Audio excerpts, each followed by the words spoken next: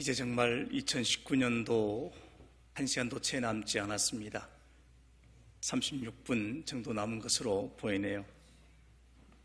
한 해를 보내고 새로운 해를 맞이하면서 하나님의 말씀을 듣는 사람은 복된 사람이라고 믿습니다.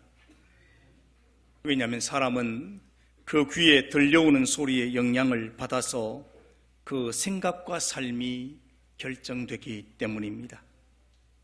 우리가 하나님의 말씀을 듣고 새해를 준비하고 맞이한다면 하나님의 말씀의 인도를 받기 때문에 이 시간은 너무나도 소중한 시간입니다.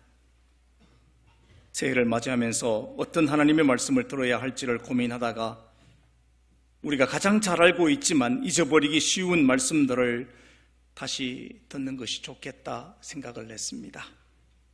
그래서 월보와는 좀 다른 본문과 말씀을 준비를 했습니다. 교육학자 로버트 풀금은 이런 말을 했죠.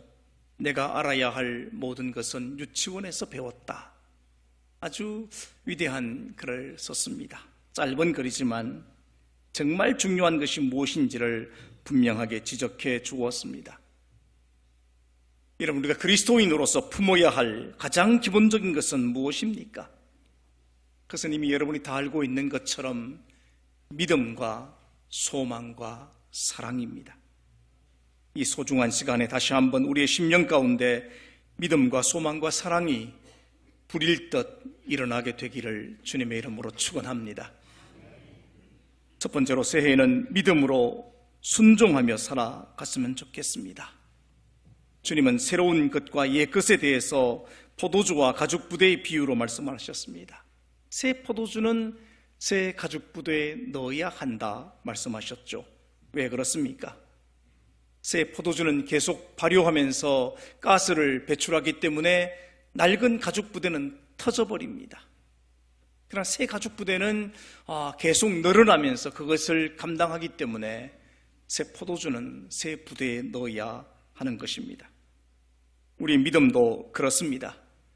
지난 한 해 동안 여러분이 살아왔던 내 믿음의 스타일, 내 믿음의 분량, 내 믿음의 행위를 새롭게 해야 됩니다. 새로운 가죽 부대를 준비하셔야 주님이 주시는 그 새로운 포도주의 능력을 덧입을 수 있기 때문입니다. 그렇다면 우리에게 처음 믿음을 일깨워주고 보여주는 것은 무엇입니까? 성경에 나타난 많은 사람들 가운데 오늘 우리는 믿음의 조상으로 알려진 아브라함을 모델로 다시 살펴보려고 합니다. 아브라함의 믿음을 보면서 오늘 나의 믿음의 기준점을 맞추어야 할 것입니다. 아브라함은 나이 75세에 하나님의 부르심을 받았습니다. 아브라함이 하나님의 소명을 받았을 때 가나안 땅으로 나아가는 길에는 여러분 지도 한 장 없었습니다. 요즘은 그 흔한 기본적인 정보조차도 가지지 못했습니다. 오직 아브라함이 바라본 것은 하나님이었습니다. 하나님만 바라보고 자신의 고향 아비 친척의 집을 떠나서 가나안 땅으로 갔습니다. 히브리서 11장 8절은 이렇게 말합니다. 믿음으로 아브라함은 부르심을 받았을 때 순종하여 장래의 유업으로 받을 땅에 나아갈새 갈 바를 알지 못하고 나아갔으며 어디로 가야 될지 몰랐습니다. 그래서 한 걸음 한 걸음 옮길 때마다 하나님께 기도하고 하나님의 인도를 받았습니다. 여러분, 믿음으로 순종한다는 것은 바로 이것입니다. 한 걸음 한 걸음 하루 하루 하나님의 인도하심을 믿고 나아가는 것입니다. 이스라엘 백성들이 광야에서 40년 동안 지나는 동안에 그들은 매일 아침마다 만나를 받았습니다. 그런데 그 만나를 어떻게 했습니까? 매일매일 거두어야 했습니다. 매일매일 거두고 먹고 남은 것은 그날 다 썩어버렸습니다. 이것은 왜입니까? 매일매일 하나님만 바라보고 내일은 하나님께 맡기며 살라고 하는 의미가 담겨 있는 것입니다. 여러분이 잘 알고 있는 일제강점기에 신사참배를 하지 않으려고 거부하다가 서대문 형무소에 들어서 옥고를 치른 안희숙 씨의 복음성 가운데 이런 노래가 있죠. 내일 일은 난 몰라요. 하루하루 살아요. 여러분, 우리의 믿음은 그런 믿음이 되어야 합니다. 내일 일은 주님께 맡기고 오늘 내게 주어진 그 길을 걸어가는 것, 여러분, 그것이 아브라함에게 배울 수 있는 믿음입니다. 그러므로 우리가 새해를 살아가는 동안에 너무 거창스럽게 여러분 기도하지 마십시오. 하나님, 1년 동안 일어날 일들을 나에게 알려달라고, 몇 달 후에 어떻게 될지를 인도해달라고 그렇게 기도할 것이 아닙니다. 여러분, 매일매일 기도하십시오. 하나님, 제가 오늘 새로운 한 날을 맞이했습니다. 이 하루를 주님이 인도하여 주옵소서. 이 하루 주님만 의지하여 살겠사오니 주님께서 붙들어 주옵소서. 여러분, 그렇게 기도하면서 하루하루를 채워 나가시기를 바랍니다. 여러분, 우리가 믿음을 쫓아 살아갈 때 하나님께 모든 짐과 일을 맡기고 살아야 합니다. 고린도후서 6장 1절 2절은 이렇게 말합니다. 우리가 하나님과 함께 일하는 자로서 너희를 권하노니 하나님의 은혜를 헛되이 받지 말라. 이러시되 내가 은혜 베풀 때 너에게 듣고 구원의 날에 너를 도왔다 하셨으니 보라, 지금은 은혜 받을 만한 때요, 보라, 지금은 구원의 날이로다. 여러분, 지금이 언제입니까? 오늘 이 순간입니다. 여러분, 이 순간 하나님 주시는 그 은혜를 바라보면서 여러분 살아가야 됩니다. 주님이 우리의 기도를 들으시고 우리의 짐을 대신 져 주시겠다고 이미 약속하지 않으셨습니까? 수고하고 무거운 짐진 자들아 다 내게로 오라. 내가 너희를 쉬게 하리라. 이것은 주님의 말씀입니다. 주님의 약속입니다. 시편 68편 19절은 이렇게 말합니다. 날마다 우리 짐을 지시는 주 곧 우리의 구원의 신 하나님을 찬송할지로다. 날마다 우리 짐을 져주시겠다고 분명하게 말씀하시고 있습니다. 주님은 과거에도 미래에도 현재에도 우리 짐을 져주시는 분이십니다. 이 주님을 향한 그 믿음 안에서 여러분 매일매일 이 믿음의 길을 걸어가십시오. 예레미야 33장 2절 3절은 이렇게 우리에게 말씀하십니다. 같이 한번 읽어봤으면 좋겠어요. 이를 행하시는 여호와,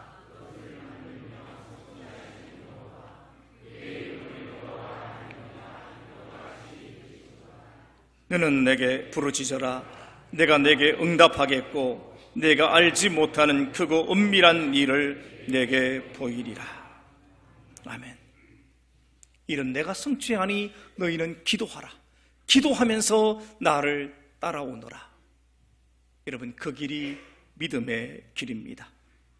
2020년도에는 우리는 하나님의 손을 붙잡고 기도하며 나감으로 하나님의 도우심과 인도하심을 받는 그런 믿음의 삶이 되시기를 주님의 이름으로 축원합니다. 두 번째는, 새해에는 소망을 가슴에 품고 살아갑시다. 여러분, 소망이 없으면 사람은 살아갈 수 없습니다. 그러나 소망이 우리 속에 분명하면 어떠한 역경도 참고 견뎌 나갈 수 있습니다. 우리 예수 믿는 사람에게는 여러 가지 분명한 소망들이 있습니다. 그 가운데 가장 확실한 소망이 있다면 하나님의 나라의 소망입니다.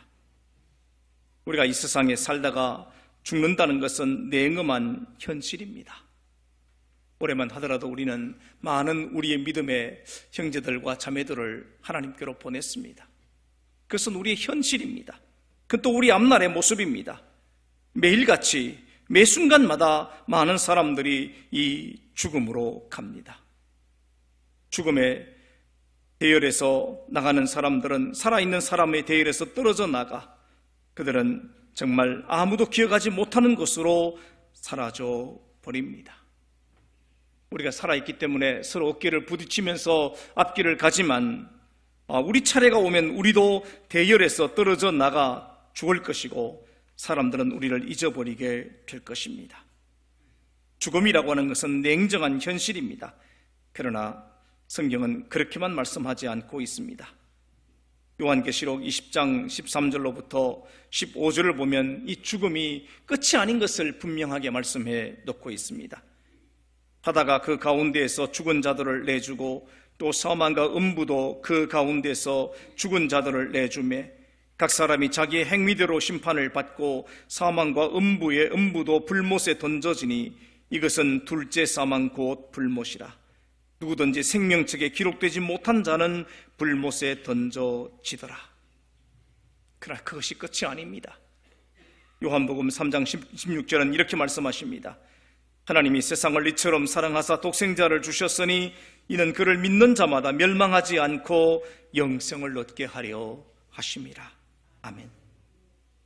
계시록의 말씀을 믿지 않는 자들에 대한 하나님의 심판이 분명함을 가르쳐 주고 있고, 요한복음서의 말씀은 예수 그리스도를 믿는 자들에게 영원한 생명을 주심을 분명하게 선포하십니다. 농부가 땅에 무엇을 심든지 심은 대로 거두게 됩니다. 예수님의 생명을 우리 안에 심어서 우리는 영생의 열매를 거두게 될 줄로 믿습니다. 그러나 생명의 씨앗인 예수님을 우리 안에 심지 않는다면 우리 역시 아무것도 거둘 수가 없을 것입니다. 우리의 마음에 큰 즐거움과 기쁨이 있는 것은 예수 그리스도를 믿음으로 말미암아 하나님과 화평을 이루고 사망에서 생명으로 옮겼기 때문입니다. 그래서 우리는 소망 있는 사람이 되는 것입니다. 여러분, 천국이 왜 확실합니까? 그것은 예수님이 천국에서 오셨기 때문입니다. 세상에 있는 사람이 천국 이야기를 하면 믿을 수 없겠지만 예수님은 천국에서 오셔서 우리를 위해서 십자가에 못 박혀 피 흘리고 죽으셨다가 부활하셔서 또다시 천국으로 가셨습니다. 확실하게 하나님이 사람으로 오셨다가 우리를 대속하시고 또 하늘로 가셨기 때문에 예수님의 말씀은 틀림이 없는 사실입니다. 요한복음 14장 1절에서 3절을 보면 이렇게 말씀을 하십니다. 말씀을 같이 읽으십시다. 너희는 마음에 근심하지 말라. 하나님을 믿으니 또 나를 믿어라. 내 아버지 집에 거할 곳이 많도다. 그렇지 않으면 너희에게 일렀으리라. 내가 너희를 위하여 거처를 예비하러 가노니 가서 너희를 위하여 거처를 예비하면 내가 다시 와서 너희를 내게로 영접하여 나 있는 곳에 너희도 있게 하리라. 아멘. 여러분, 이 말씀이야말로 우리에게 분명한 소망을 보여주는 말씀이 아니겠습니까? 여러분, 요한계시록 21장 1절과 2절은 이렇게 우리에게 소망을 보여줍니다. 또 내가 새 하늘과 새 땅을 보니 처음 하늘과 처음 땅이 없어졌고 바다도 다시 있지 않더라. 또 내가 보매 거룩한 성 새 예루살렘이 하나님께로부터 하늘에서 내려오니 그 준비한 것이 신부가 남편을 위하여 단장한 것 같더라. 여러분, 우리는 이 소망 중에 살아야 됩니다. 그런데 이 소망 중에 사는 사람은 어떻게 살아야 맞습니까? 로마서 13장 12절에서 14절은 이렇게 우리에게 말씀합니다. 이 말씀도 같이 읽으십시다. 밤이 깊고 낮이 가까웠으니 그러므로 우리가 어둠의 일을 벗고 빛의 갑옷을 입자. 낮에와 같이 단정히 행하고 방탕하거나 술 취하지 말며 음란하거나 호색하지 말며 다투거나 시기하지 말고 오직 주 예수 그리스도로 옷 입고 정욕을 위하여 육신의 일을 도모하지 말라. 아멘. 여러분, 우린 그렇게 살아가야 합니다. 시편 146편 5절은 이렇게 말합니다. 야곱의 하나님을 자기의 도움으로 삼으며 여호와 자기 하나님에게 자기의 소망을 두는 자는 복이 있도다. 아멘. 하나님께 소망을 두면 복이 있습니다. 왜냐하면 예수님께서 매일매일 우리를 이끌어 가시기 때문입니다. 우리는 로마서 8장 28절의 말씀을 알고 있습니다. 이렇게 말씀하지요. 우리가 알거니와 하나님을 사랑하는 자 곧 그의 뜻대로 부르심을 입은 자들에게는 모든 것이 합력하여 선을 이루느니라. 아멘. 여러분, 소망을 가지고 한 해를 시작하십시오. 2020년 결코 낙심하거나 절망하지 마십시오. 주님을 의지하고 기도하며 나가면 합동해서 선을 이루게 될 줄로 믿습니다. 오늘 이 소망이 여러분 가운데 있게 되기를 주님의 이름으로 축원합니다. 세 번째로, 새해에는 사랑을 실천하며 살아가십시다. 우리 모두는 다 사랑에 빚진 자입니다. 인간적으로 보아도 여러분, 부모에게 사랑의 빚을 지고 있고 혹은 남편에게, 아내에게 사랑의 빚을 지고 있습니다. 또한 이웃에게 사랑의 빚을 지면서 우리는 매일매일 살아갑니다. 조금이라도 사랑을 받지 않고 이 세상에 태어나고 살아가는 사람은 없습니다. 그러나 가장 위대한 사랑의 빚은 우리 하나님께 진 빚입니다. 요한일서 4장 8절로 11절입니다. 사랑하지 아니하는 자는 하나님을 알지 못하나니 이는 하나님은 사랑이심이라. 하나님의 사랑이 우리에게 이렇게 나타난 바 되었으니 하나님의 자기의 독생자를 세상에 보내심은 그로 말미암아 우리를 살리려 하심이라.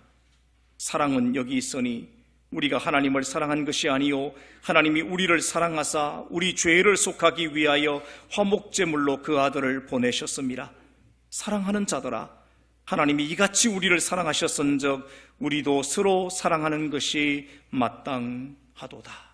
아멘. 사랑이란 입술로 말하는 것이 아닙니다.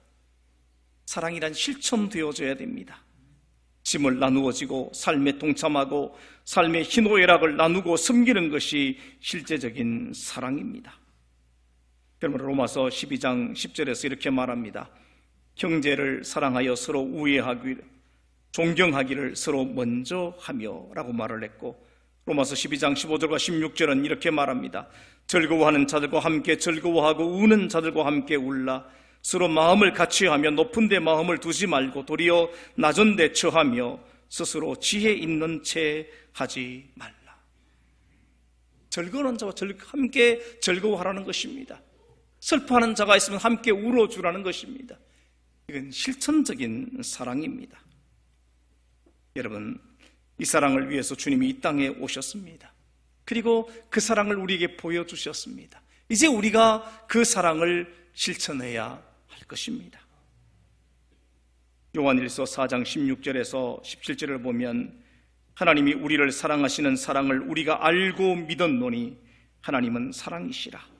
사랑 안에 거하는 자는 하나님 안에 거하고 하나님도 그의 안에 거하시느니라.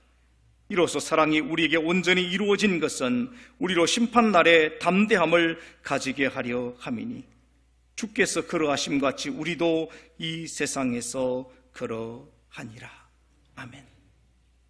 우리가 어떤 직분과 어떤 자리에 있다고 할지라도 여러분, 이 사랑이 없으면 그것은 가짜입니다. 목사도, 장로도, 권사도, 집사도, 성도도 주님의 이 사랑이 우리 속에 있지 않다면 여러분, 껍데기뿐인 사람일 뿐입니다.